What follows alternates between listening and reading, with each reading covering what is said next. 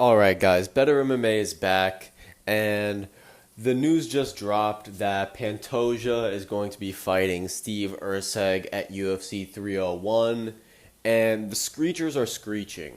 At the end of the day, of course, we're going to have the normie fans in the UFC fan base. You're going to have the casuals that are not going to understand a good fight when they see one, but people are treating this the way they should have treated the Cheeto Vera Sean O'Malley matchup.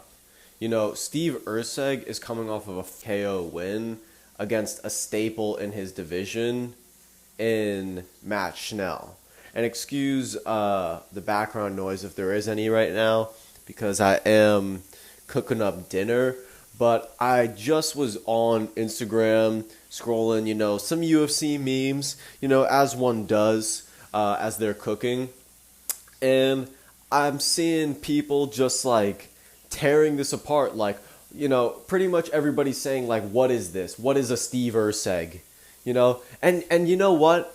When UFC 301 comes around, you boys are going to learn who Steve Erceg is. So let me be the first one to tell everybody that Steve Erceg is going to show up at UFC 301, and I got big expectations for that boy. So now, Steve Erceg, you better not get submitted in the first round by Alexander Pantoja, because Alexander Pantoja is a very talented fighter, but Steve Erceg is a gamer. If there's one thing that we've learned about his UFC career so far, is that he's a gamer and that he's here to fight, man. Like, he is a fighter's fighter. He is here to take matchups, short notice. He just fought Matt Schnell. Let's see.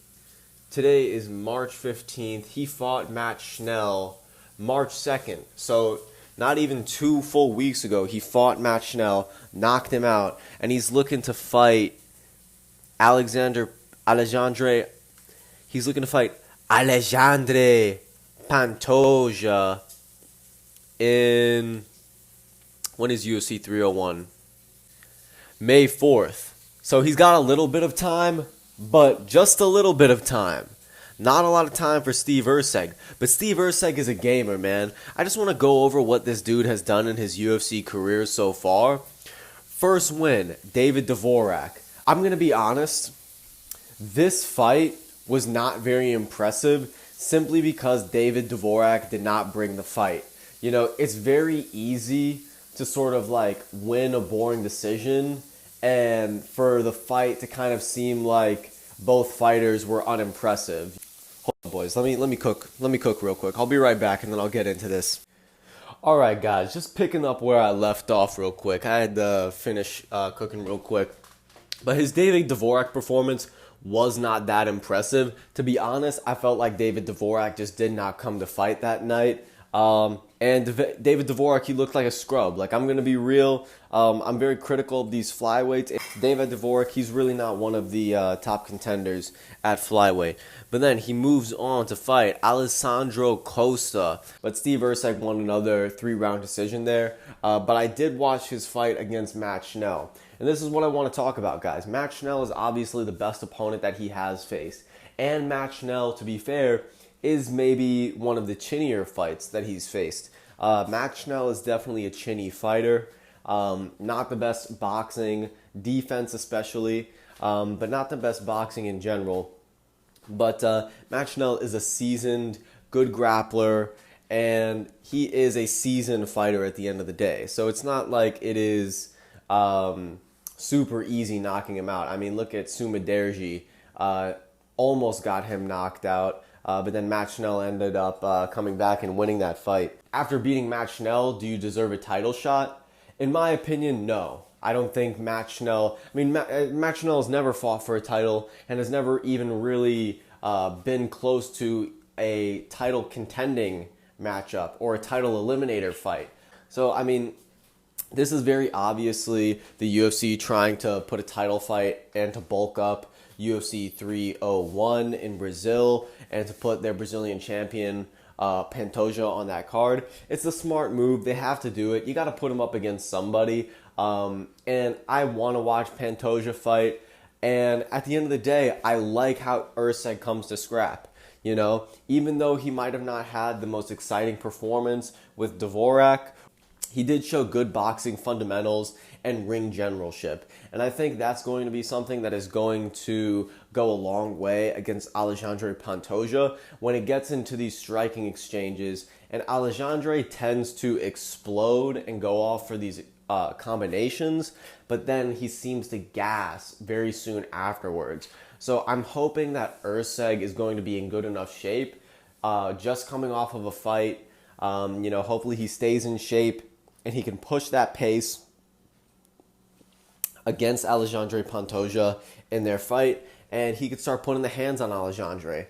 And at the end of the day, is Alexandre the best in his division right now? Yes, but he's not invincible, guys. Alexandre Pantoja is not invincible. He is the most well-rounded fighter in this division, but all Erceg needs to do is to survive Alexandre in the grappling exchanges in the first 3 rounds, and the fight becomes gradually easier as they both get more tired in rounds 4 and 5. They're both sweaty, so it's harder to take Erceg down. It's harder to hold on to Erceg. Those first 3 rounds are going to be so crucial to Steve Erceg's success in this fight. And I think everybody is counting him out. You know, I can't wait for the odds to come out. I'm sure I'll make another video before this fight for this card talking about the odds. But, you know, they're going to count my boy Steve Erceg out. And yeah, Matt Schnell is pretty chinny, but that was a clean left hook. And he set it up great with the right straight to the body, left hook up top. You know, Erceg has got a few tricks in his pocket. So I'm really excited to see what Steve Erceg is going to do in his matchup against Alexandre Pantoja. I think he's going to surprise people with his durability, his scrappiness, and the fight that he brings to Alexandre. He's definitely got to focus on his grappling. That's going to be the game plan of Alexandre. Alexandre is in his championship mode right now. He's going out there to execute on game plans that will win him the fight no matter what. So he's going to go out there, look to grapple with Erceg, take him down and submit him. But right now, I'm definitely rooting for Erceg.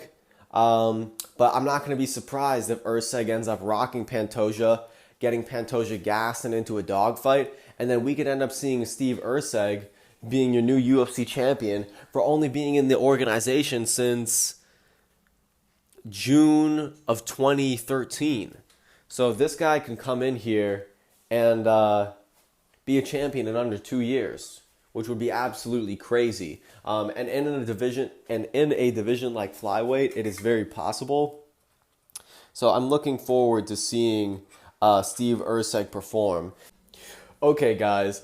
So I just watched the Erceg and Costa fight, and I forgot that I watched that fight. I was getting pretty lit for the UFC 295 card, so it was a little hazy, the memory of that card. But I mean, just to recap, Erceg, patient, good ring generalship, controlling the octagon, controlling and gaining his distance in the first round, establishing his jab, showing a good fundamental boxing. Costa is trying to get this big overhand right going, which it gets close and it hits Erceg, I think once or twice in that round.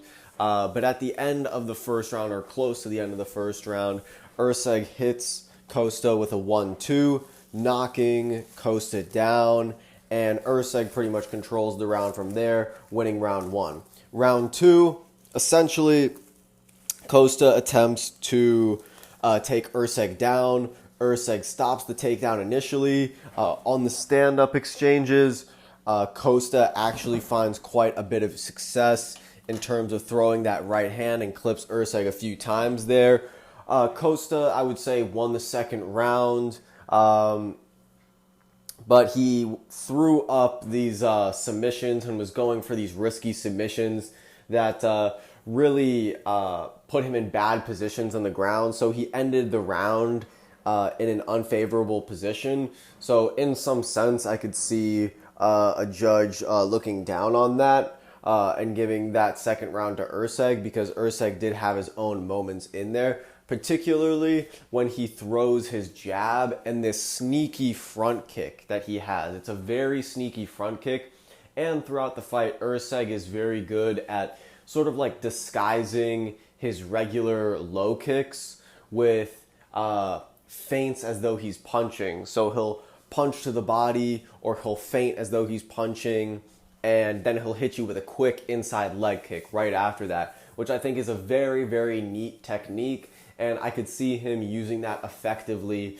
in the Pantoja fight, especially since he's going to have a reach and height advantage.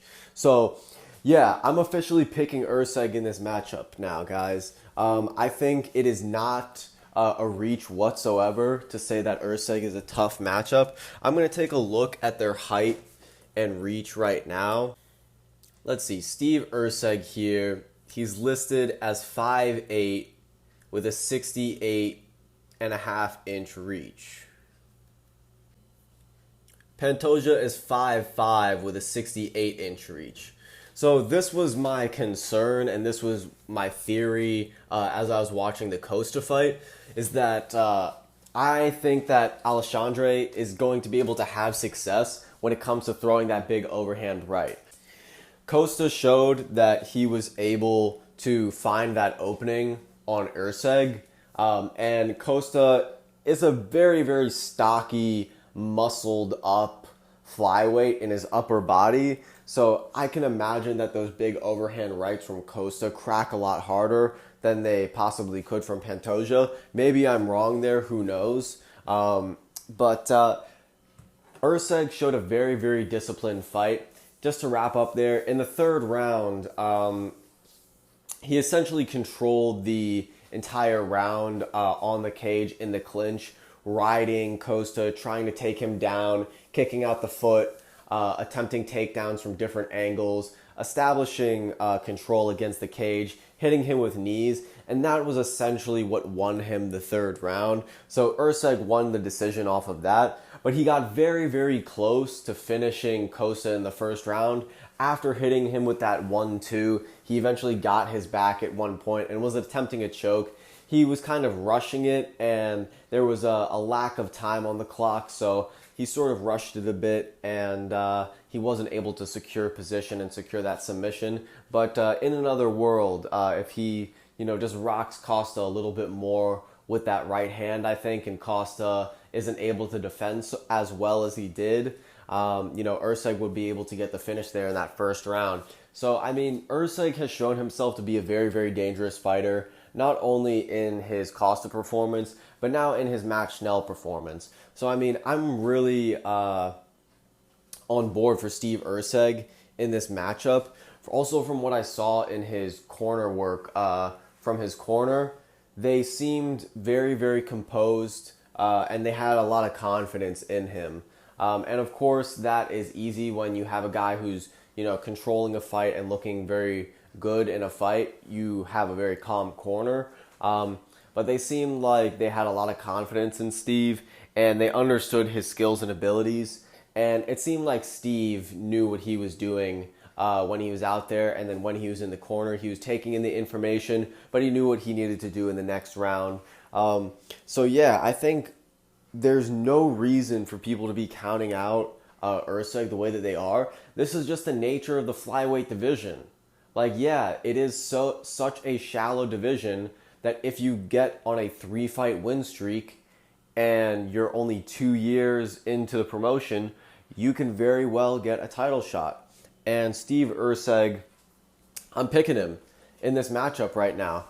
And it's not just because I want to pick him to get the upset victory, but I think him having the reach, the slight reach advantage, and more importantly, the height advantage, what I see is that Steve Erceg is very good at managing the distance on the feet. And that is something that made the Brandon Roybal fight competitive on the feet at certain times for Pantoja.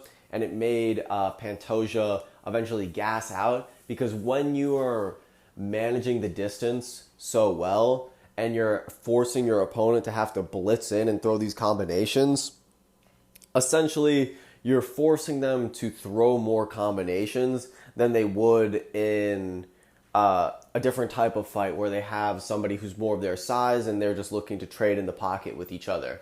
And they don't have as much distance to cover either. So when they're fighting a taller fighter, you may have to set up one or two setup punches or setup strikes to get that second or third strike to land. So that is also something to consider because I don't think Pantoja has the best cardio. I think if there's one thing that we've seen to criticize in Pantoja's game as a champion is that he doesn't have the most elite cardio.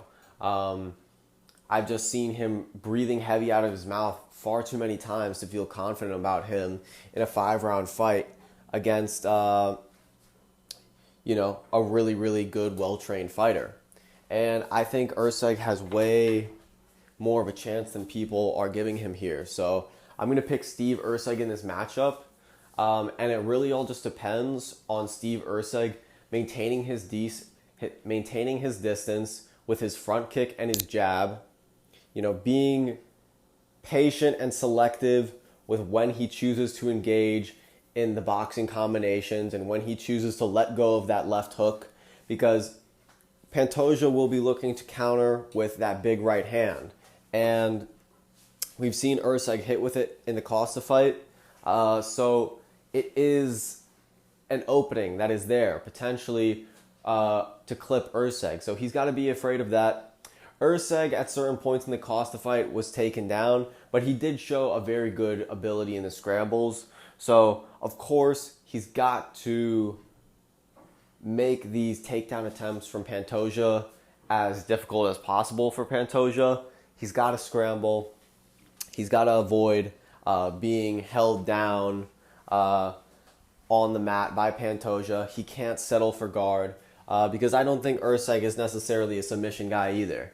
And I wouldn't test your submission game and start testing out your guard and see how you do in a jiu-jitsu match against Alexandre Pantoja when you're in a 5-round mixed martial arts fight. He's the taller guy. He's going to have to circle the octagon and reclaim the center, start using his jab and his front kick, and start putting on the pressure like I saw against Costa. Once he's able to maintain that distance and he's able to set up his 1-1-2, it looks good. But Alexandre Pantoja, you have to give the champion credit, guys. I'm not just going to say this to make a hot take, but Alexandre Pantoja is a very well-seasoned, skilled fighter. And he certainly shouldn't be underestimated. And I'm not underestimating him in this matchup. I just genuinely think that Steve Erceg can put together 5 good rounds to steal away a decision and steal away the belt from Alexander Pantoja in Brazil. So yeah, I am picking Steve Erceg in this matchup. I'm rooting for Steve Erceg. At the end of the day, Volk has died. I know you Australians, you need a savior. You need somebody who can have your back. So, yeah, you guys can get Steve Erceg. So I got Steve Erceg winning a 5-round decision. Or he could potentially finish Alexandre Pantoja. If he gets Alexandre tired and can clip him, that could either lead to a TKO or a submission. That is the road to victory for Steve Erceg in this fight. So yeah, while everybody is saying, what is this matchup? How are you even going to put Steve Erceg out there? You guys will wait and see, all right? Just wait and see. Because Steve Erceg is going to show up at UFC 301. Alexandre is going to think it's going to be a nice homecoming. But Steve Erceg has got something else coming for him. All right, guys. Wrapping up the video there. Better MMA. Giving you the better MMA takes. Okay, wait. Last thing before I wrap up the video. Alexandre Pantoja does not have the most fundamental boxing. He is a very good or I would say he is a decent kickboxer as far as grappling-based fighters go. But when it comes to his boxing fundamentals, Steve Erceg has the ability to implement the front kick, implement the jab, find openings for the left hook, right straight, and left hook to the body. So I think Steve Erceg is going to surprise us all. I think it's very, very hard to see when somebody is an extremely technical fighter in the UFC because they tend to be very, very composed and sometimes low output, which is what we saw in the David Dvorak fight. And at certain moments in the first round in this Costa fight. You know, Erceg likes to download data. He likes to feint. He likes to establish his footwork. And then he gets going into the fight. But there's nothing wrong with that. We've seen guys like Peter Yan become champion before off of downloading data and, you know, using their footwork and essentially establishing their presence in the octagon before they start really putting on the pressure. So I think those are only signs of Erceg's intelligence. And I think in an ideal scenario, Pantoja will be underestimating Steve Erceg, especially after Erceg being on, you know, coming on such a short turnaround. So yeah, Steve Erceg is going to upset all you guys. Pantoja doesn't have the boxing like that. And it's going to show when the fight happens.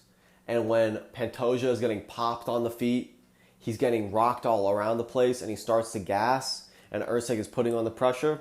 Don't say I didn't tell you guys, all right? Don't say I didn't tell you guys. Alexandre doesn't have the hands like that, and Alexandre will gas. So that's all Erceg has got to focus on. Defending the takedown, making sure you're popping him with the jab, that 1-2, and that front kick on the feet, maintaining your distance. And man, Erceg could have a great night. Guys, better MMA. I know these MMA math equations. Better MMA. Always giving you the better MMA takes. We out.